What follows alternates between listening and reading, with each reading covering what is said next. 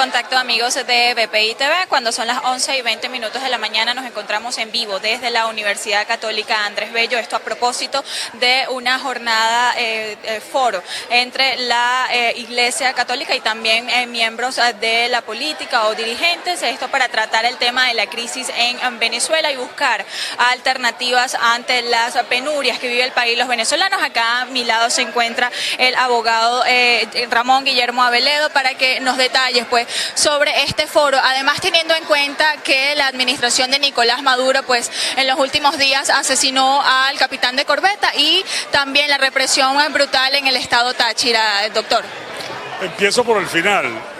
El hecho de la muerte trágica en cautiverio del capitán de corbeta, que muestra la situación de derechos humanos en el país, es una llamada muy fuerte, muy poderosa a la comunidad nacional y a la comunidad internacional acerca de la necesidad de un cambio en Venezuela.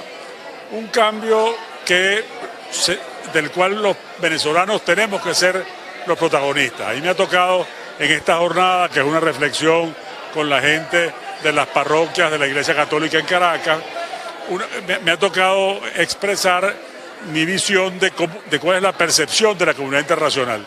El gobierno venezolano es un gobierno que ha ido desacreditándose internacionalmente, que ha ido perdiendo prestigio y que además ha provocado un problema muy grande a los países latinoamericanos que son nuestros vecinos y nuestros hermanos, que es la enorme, gigantesca emigración de venezolanos que se ha tenido que ir a otros lugares a buscar esperanza, a buscar oportunidades de trabajo, a buscar oportunidades. Entonces, esa circunstancia debemos aprovechar los venezolanos para usarla como ventaja en la dirección de ayudar a propiciar el cambio, que por supuesto queremos que desemboque en una elección que sea libre, que sea limpia, que sea transparente, que esté de acuerdo a los estándares internacionales para que sea aceptada por la comunidad nacional, por nosotros los venezolanos y por la comunidad internacional como una solución a este problema.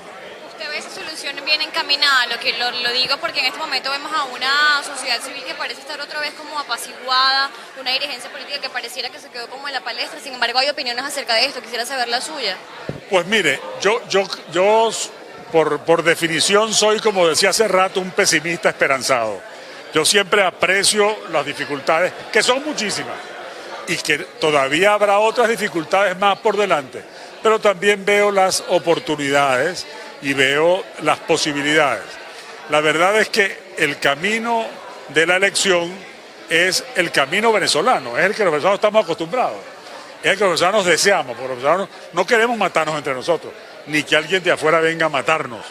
Ahora, por supuesto, para que ese camino pueda ser transitado, hay que despejarlo de obstáculos que son muy grandes, porque son los que hacen que la gente tenga desconfianza en la elección. Tenemos que tener una autoridad electoral confiable, que actúa con razonable imparcialidad. No solo confiable para los que queremos un cambio, también confiable para los partidarios del gobierno, ¿verdad? Porque la elección es solución si en su resultado lo aceptan unos y otros. Que haya un registro electoral limpio, que haya, por supuesto, la oportunidad de votar. Si tenemos 5 millones de venezolanos en el extranjero, eso significa que debemos tener como 3,5 millones de votantes afuera, en las mismas proporciones de la población del país. Entonces, eso tiene que inscribirse, tiene que tener oportunidades para inscribirse y para poder participar. Tiene que haber, por supuesto, la posibilidad de que los actores interesados en la elección puedan participar en la elección. Si tú ilegalizas partidos, inhabilitas a personas. Ahora, todo eso significan obstáculos en el camino y son los obstáculos que hay que limpiar, y en eso hace falta la presión de la comunidad venezolana y hace falta la ayuda de la comunidad internacional. Doctor, ¿sigue siendo el diálogo una opción? Porque por lo menos esta semana estaba planteada una reunión, esta reunión no se dio, la delegación establecida por la oposición venezolana no viajó. Sigue siendo ese un camino cuando además vemos la realidad que vive el país hoy, asesinatos políticos. Es que si el país no viviera esta realidad no estaríamos en crisis. Es que la crisis es una de las expresiones de la realidad que vivimos. Si el país no estuviera viviendo esta realidad, no estaría planteado nada de esto, simplemente habría el periodo constitucional terminaría, habría una elección aceptada por todos y listo. Es que ¿por qué estamos así? Porque el país vive esta situación. Por eso que estamos en crisis. Ahora, esos obstáculos que hay que despejar son precisamente esos. Y mire usted, en este momento las nuevas violaciones de derechos humanos, que son recurrentes, porque ha habido otras violaciones de derechos humanos con anterioridad que nos han traído hasta aquí. Todas esas son las cosas justamente en las cuales hay que moverse. Por un lado, con la acción bajo el liderazgo de Guaidó, con la acción de los sectores mayoritarios que quieren un cambio. Por otro lado, con la ayuda, el apoyo de la comunidad internacional y desde luego con la presencia de la ciudadanía.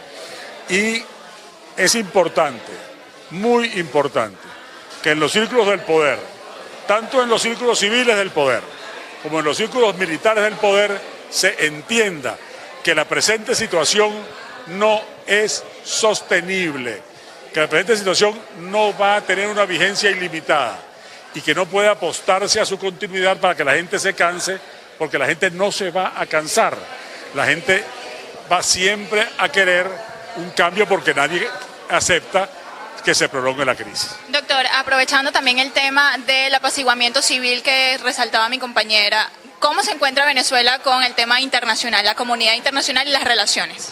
Pues mire, el gobierno está en un creciente aislamiento, está muy desprestigiado, la comunidad internacional es variada, hay factores mayoritarios muy importantes de la comunidad internacional, Europa, los Estados Unidos, la mayoría de América Latina, que están a favor de un cambio, por cierto, un cambio que todos dicen que debe ser pacífico, debe ser democrático y que debe desembocar en una salida electoral. Hay factores importantes también, como China, como Rusia, que no están a favor del cambio hasta ahora, que han acompañado al gobierno en su intención. Sin embargo, uno ve, porque fueron a la reunión convocada en Estocolmo por otros países, y uno lo ve en las declaraciones de sus voceros, del Ministerio Exterior ruso, del Ministerio Exterior chino, uno ve en las declaraciones de sus voceros que van mirando a que esto no es sostenible, esto no puede estar eternamente y que tiene que haber un cambio y estarían dispuestos a apoyar un cambio por la vía electoral. Entonces, se va produciendo como una alineación de los planetas, como una cosa que va siendo favorable, uno, a que la crisis en Venezuela es insoportable. Dos, a que aquí hace falta un cambio. Tres, a que el cambio debe ser un cambio que desemboque en una elección que todo el mundo acepte. Hacia allá se van alineando todos los factores. Yo creo que el trabajo de nosotros los venezolanos es fortalecer esa alineación y ir empujando para que nadie se devuelva, para que nadie regrese hacia otras posiciones, porque siempre habrá crisis más espectaculares que la nuestra. Nosotros sufrimos esta, pero comparado con las matazones que hay en Siria o el peligro de una bomba atómica en Norcorea o la guerra en Ucrania, pues lo nuestro pareciera que no es tan urgente. Para nosotros sí lo es. ¿Por qué? Porque lo estamos viviendo, porque lo estamos padeciendo. ¿Qué papel juega el informe que presentará mañana Michelle Bachelet en el tablero internacional con respecto a Venezuela? Va a ser útil, muy útil, porque aunque el derecho internacional de derechos humanos, el derecho internacional humanitario de este tiempo, no es un derecho como el derecho penal interno, que tiene coercibilidad. Hay gente que esperaba que la señora Bachelet llegara aquí con unas esposas y se la pusiera a Maduro o a Tarek Saab tan pronto lo viera. Pero la verdad es que esto a lo que va a contribuir es a que cada vez más la comunidad internacional, los países extranjeros vayan exigiendo al gobierno de Venezuela a que cumplan los compromisos internacionales que ha firmado. En los tratados que Venezuela ha suscrito están esos compromisos y esos son los que son la exigencia por parte de la comunidad internacional.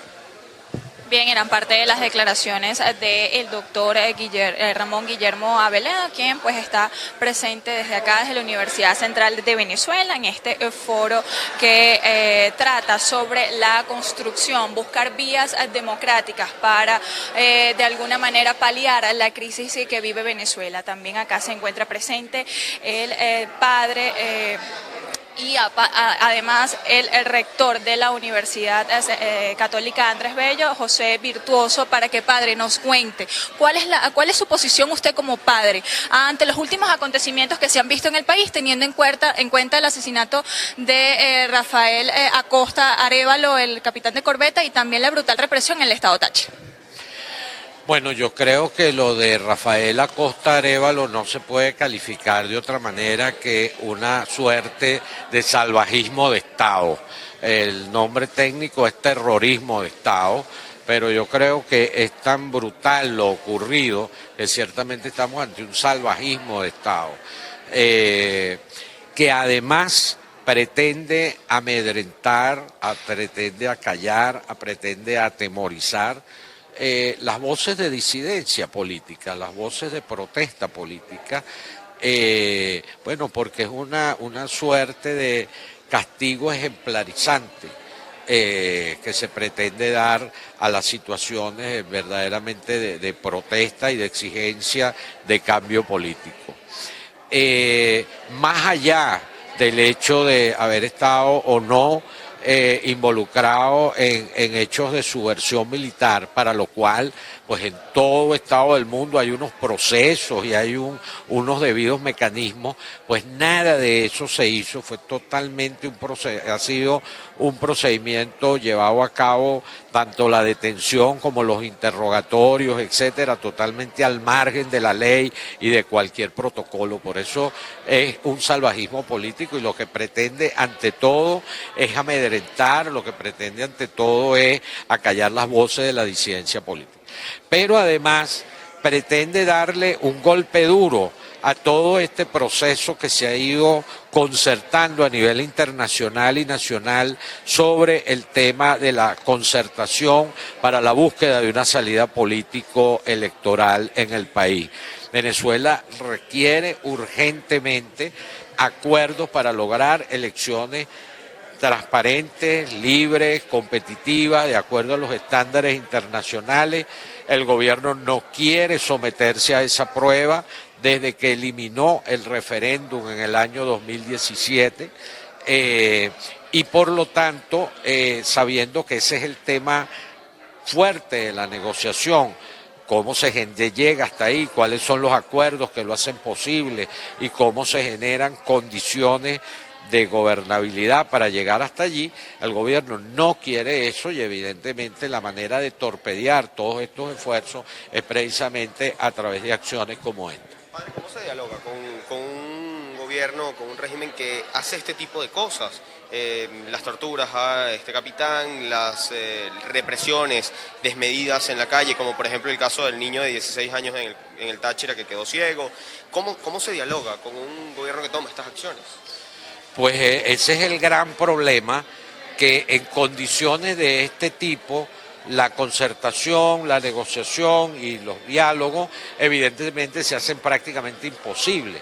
Por eso es que digo que detrás de esto hay una clara intencionalidad política dirigida a torpedear este tipo de posibilidades, porque cierran canales, porque cierran los ánimos, porque generan pues dificultades obvias para que eso pueda alcanzar. Por eso es importante, como ha ocurrido en otros procesos de transición en el mundo, la sociedad entera se tiene que parar frente al Estado y decir un ya basta a la represión, a la tortura, un ya basta a la violación de los derechos humanos más elementales, como es el derecho de la vida, para que así se puedan generar condiciones reales que permitan efectivamente concertación. Mañana se presenta el informe, mañana Michelle Bachelet presenta el informe sobre la situación de derechos humanos en Venezuela. ¿Qué papel puede jugar este informe, no solamente en el tema diálogo promovido desde fuera del país, sino también ante la situación que se vive? Porque esta respuesta de esta semana pareciera que no importa lo que vaya a decir Michelle Bachelet al régimen de Venezuela. El gobierno sabe que sí le importa, el gobierno le importa mucho porque sabe que el tema de los derechos humanos constituye un foco de interés mundial. El tema de derechos humanos es hoy en día una bandera de toda la humanidad. Por lo tanto, al gobierno sí le interesa esa evaluación, como nos interesa a toda la sociedad.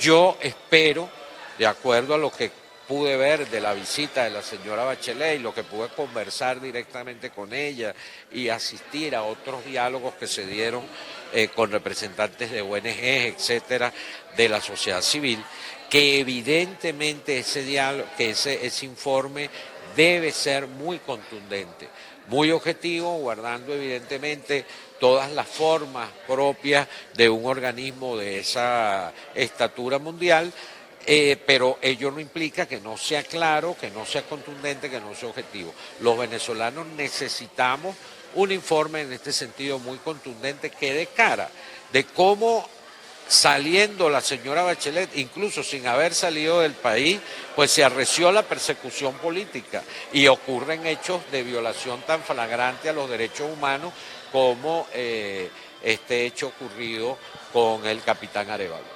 Padre. Pareciera que en la sociedad civil el miedo vuelve a ganar terreno. La gente, la expectativa en la calle es de un poco de temor. Mañana se ha convocado una salida a manifestar. ¿Cómo lee usted la situación que vive el país en cuanto a la esperanza, el tema miedo ante lo que se vive en Venezuela? Y disculpe, ¿cómo explicarle a una madre la situación que vive Venezuela ante la crisis que vive y teniendo en cuenta que, por ejemplo, el joven en el estado Táchira quedó ciego? ¿Cómo explicarle a una madre que hay que mantener la esperanza en un país donde cada vez más se acrecenta la crisis? Si a esa madre le decimos que esperanza significa esperar y ser optimista, pues evidentemente no creo que esa madre nos vea con buenos ojos. Pero si a esa madre le decimos que esperanza significa que ahora más que nunca es que hay que activar la movilización ciudadana, evidentemente en el marco de la Constitución y las leyes, pero evidentemente movilización y protesta ciudadana ciertamente muy contundente. Solamente de esa manera podemos salir adelante y que es fundamental mantenerse en esa actitud, pues yo creo que esa madre entiende el gesto heroico de su hijo y evidentemente apoyará este tipo de cosas. Yo sí creo que si algo pretende este hecho también brutal ocurrido con este joven en el Táchira, es amedrentar no ya ni siquiera la protesta política, la protesta ciudadana por derechos elementales como el acceso a los servicios públicos básicos, cosa que es algo que se ha convertido en acción común de la ciudadanía. Entonces, bueno, la manera de acallar esa protesta es precisamente amedrentándola. Bien, escuchábamos parte de las declaraciones del padre José Virtuoso, quien además de pronunciarse sobre la muerte del capitán de corbeta Rafael Acosta, también pues lamentaba los hechos ocurridos en el estado Táchira con el joven Rufo Chacón. Esto pues a propósito del foro que se ha llevado a cabo, que busca construir o buscar alternativas ante la crisis que vive Venezuela. Escuchábamos también unos minutos antes al abogado Ramón Guillermo Abel, quien también se pronunciaba ante esta situación y quien además catalogaba el informe que va a presentar el día de mañana la alta comisionada para los derechos humanos Michelle Bachelet como un extra o como un apoyo ante toda la crisis que vive Venezuela, y esta pues es parte, amigos de BPI, de toda la información que se ha registrado desde acá, desde la Universidad Católica Andrés Bello y desde la ciudad de Caracas. Despedimos el presente contacto. Esta transmisión es presentada por... Para alcanzar el éxito, necesitamos estar acompañados, trabajar en equipo en un mismo objetivo. ¿Y a ti? ¿Quién te acompaña? Only for Men, Centro San Ignacio, Nivel Blandín, Caracas.